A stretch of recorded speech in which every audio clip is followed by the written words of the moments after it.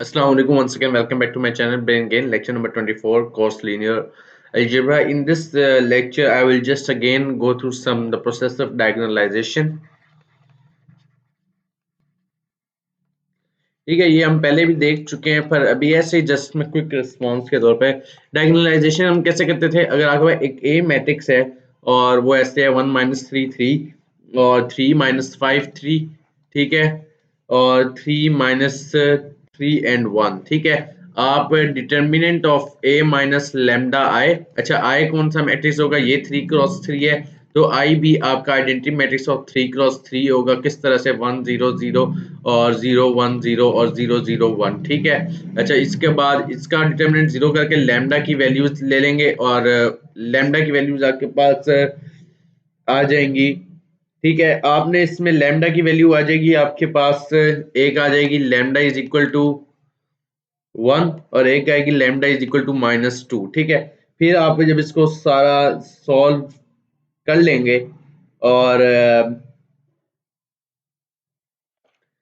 आपके पास लैम्डा की वैल्यू 1 और -2 आ जाएगी। फिर आप जब लैम्डा की वैल्यू 1 पुट करेंगे इस चीज के अंदर के A minus lambda I into x is equal to 0, इस सिस्टम के अंदर लैम्डा की वैल्यू पुट करेंगे और सोल्यूशन निकालेंगे तो आपके पास एक वेक्टर v1 आएगा, ठीक है। और जब आप लैम्डा की वैल्यू -2 डालेंगे तो आपके पास दो वेक्टर्स आएंगे, एक v2, ये हम किस तरह फाइंड करते हैं हम देख चुके हुए हैं, v3, और उसके बाद आपके पास फिर आप पी मैट्रिक्स को कैसे लिखते हैं, पी मैट्रिक्स को आप लिखते हैं v1 v2 v3, ठीक है। अच्छा, वी और डी मैट्रिक्स डायगोनल मैट्रिक्स होती है, उसको आप किस तरह से लिखते हैं, v1 मैट्रिक्स आपने कॉलम पहले लिखा ना, तो v1 किस आइजन वैल्यू से आया था, lambda is equal to 1 put करने से, तो ये 1-0-0।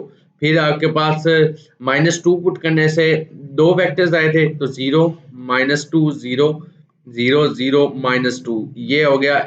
पी और डी किस तरह लिखते हैं, पी आपके आइजन वेक्टर्स होते हैं, ये v1 v2 v3, और डी जो होता है आपकी आइजन वैल्यूज होती हैं respectively to that eigenvectors, ठीक है। उसके बाद आप ये आपने पढ़ा हुआ है कि a is equal to P D P inverse, ठीक है। इसको अगर आपने प्रूव करना तो आप ऐसे करें कि वो जो पी इनवर्स उधर है इसको इस तरफ ले आए और A P is equal to P D को प्रूव कर लें, ठीक है।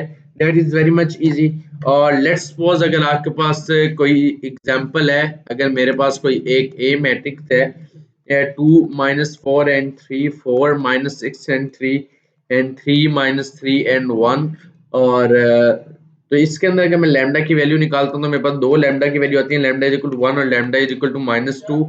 तो फिर अगर आप lambda is equal to 1 put करते हैं तो आपको एक v1 वेक्टर मिल जाता है, ठीक है, जो भी होगा। और अगर आप lambda is equal to -2 put करते हैं तो उसके ऊपर भी आपको एक ही वेक्टर v2 मिलता है। पर हमारे पास ये 3x3 का मैट्रिक्स है, यानी कि हमारे पास 3 ही आइजन वैल्यूज आनी है और 3 ही आइजन वेक्टर्स आने हैं। अगर हमारे पास 3 आइजन वेक्टर्स ना आए, ठीक है, हमने पीछे देखा था आइजन वैल्यू 2 आई थी पर उनके कोरेस्पोंडिंगली हमें 3 आइजन वेक्टर मिल गए थे। पर जो है अगर इस एग्जांपल में हमें जो है इसका खुद सॉल्व कीजिएगा, अगर इस एग्जांपल में हमें आइजन वेक्टर्स जो है दो आइजन वैल्यूज के करस्पॉन्डिंग पे हमें सिर्फ दो ही आइजन वेक्टर्स मिलते हैं, तो इट्स मीन ये मैट्रिक्स जो है ये डायगोनलाइजेबल नहीं है। फिर हम एक थ्योरम को डिस्कस कर लेते हैं, इस सारे को इरेज करते हैं। एक थ्योरम है, वो क्या कहता है,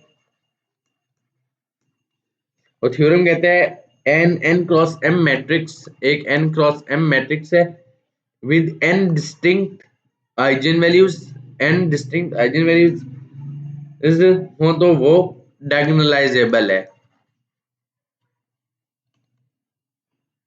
ठीक है। और इसी तरह आपके पास एक और एग्जांपल ऑफ 5,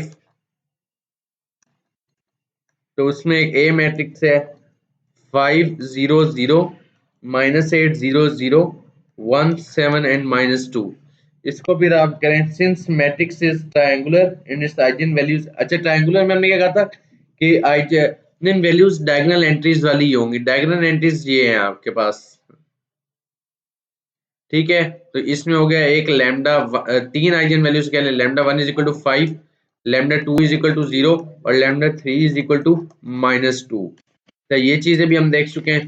फिर आगे आपके पास एग्जाम्पल है, वो आप सॉल्व करेंगे, एग्जाम्पल नंबर 6। और उसमें आपके पास है a is equal to 5 0 -1 and 0 5 4 -2 0 0 -3 0 and 0 0 0 and -3। अच्छा, ये भी एक ट्रायंगुलर मैट्रिक्स है, तो आपको लैम्डा की वैल्यूज तो मिल गई। Lambda 1 is equal to 5। अच्छा, 5 यहाँ 2 दफा लिखा हुआ है, तो इससे आपको 2 आइजन वेक्टर्स मिल जाएंगे। ठीक है, lambda 2 is equal to -3 and lambda 3 is equal to, अच्छा लैम्डा 2 इसको छोड़ें, लैम्डा ये दो, लैम्डा 5 पे भी आपको 2 आइजन वेक्टर्स मिल जाएंगे जिसे आप v1 और v2 कह सकते हैं। और लैम्डा 2 इज इक्वल टू -3 जो है, इससे भी आपको 2 आइजन वेक्टर मिल सकते हैं जिसे आप v3 और v4 कह सकते हैं। ठीक है, अगर आपका p इस तरह आप लिखते हैं v1 v2 v3 और v4, और जो आपका डायगोनल मैट्रिक्स फिर कैसे होगा, 5 ट्रिपल 0 0 5 डबल 0 और फिर 0 0 0 -3 एंड सॉरी यहाँ पे -3 आएगा। मैं इसको थोड़ा सा रेज कर लेता हूँ। ठीक है, फिर इसमें आपके पास 0 0 -3 0 और 0 0 0 -3, इस तरह से ये आ जाएगा। ये आपकी डायगोनल मैट्रिक्स बन जाएगी और ये आपके वेक्टर्स हो जाएंगे। और आप फिर इसको दोबारा A P is equal to P D से प्रूफ भी कर सकते हैं कि आपके आंसर्स करेक्ट हैं या नहीं। ठीक है, इस ये लेक्चर बहुत ही छोटा सा था, इसके अंदर हमने सिर्फ दोबारा डायगोनलाइजेशन को देखना था। नेक्स्ट लेक्चर के अंदर हम कॉम्प्लेक्स आइजन वैल्यूज को देखेंगे। So stay tuned with us. Thank you for watching. May God bless you. Allah Hafiz.